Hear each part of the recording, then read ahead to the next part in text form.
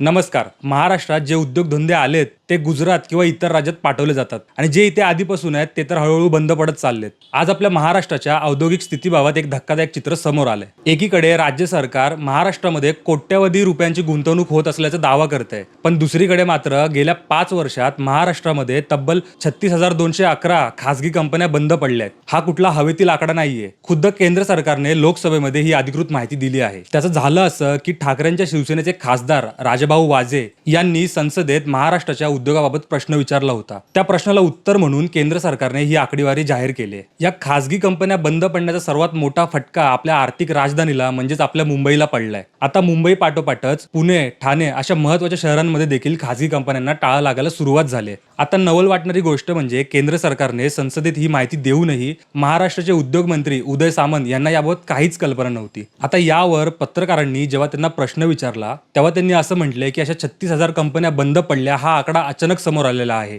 आमच्याकडे अशी कोणतीही नोंद नाहीये. परंतु केंद्र सरकारने हा आकडा जाहीर केला असेल तर ते उत्तर चुकीचं आहे असं मी म्हणत नाहीये. मी महाराष्ट्रात फिरतोय, महाराष्ट्राची स्थिती जाणून घेतोय. जर कंपन्या खरोखरच बंद पडत असतील तर असं का होतंय ह्याचं उत्तर मी जनतेसमोर लवकरच मांडेन असं त्यांनी स्पष्ट केलंय. म्हणजे बघा ना, केंद्र सरकार एका बाजूला 36,000 कंपन्या बंद पडल्या असं जाहीर करतंय आणि दुसऱ्या बाजूला आपले महाराष्ट्राचे उद्योग मंत्री उदय सामंत असं म्हणतात की मला याबद्दलची काहीच माहिती नाहीये. आता मी तुम्हाला सांगतो कोणत्या शहरात किती कंपन्या बंद पडल्या आणि त्याचा नेमका काय फटका बसतोय. मुंबईत हा आकडा सर्वात जास्त म्हणजेच 12,009 कंपन्या बंद पडल्यात. पुणे 6,433 कंपन्यांना टाळं लागलंय. ठाणे 4,704 कंपन्यांना टाळं लागलंय. नागपूर 1,478 कंपन्यांना टाळं लागलंय. नाशिक 840, रायगड 822. त्याचबरोबर छत्रपती संभाजीनगरला 654 कंपन्यांना टाळं लागलंय. आता तुम्हाला सांगतो कोणत्या क्षेत्रात सर्वात जास्त फटका बसलाय. व्यापार क्षेत्रामध्ये 4,196 कंपन्या बंद झाल्यात. बांधकाम क्षेत्रामध्ये हा आकडा 2,356चा आहे. तर शेतीशी निगडीत म्हणजेच ॲग्रिकल्चरमध्ये 1,178 कंपन्या बंद झाल्यात. आणि याशिवाय इतर छोट्या मोठ्या उद्योगांना देखील चांगलाच फटका बसलाय. हे उद्योग महाराष्ट्रातून बाहेर गेल्यामुळे किती तरुण बेरोजगार झाले,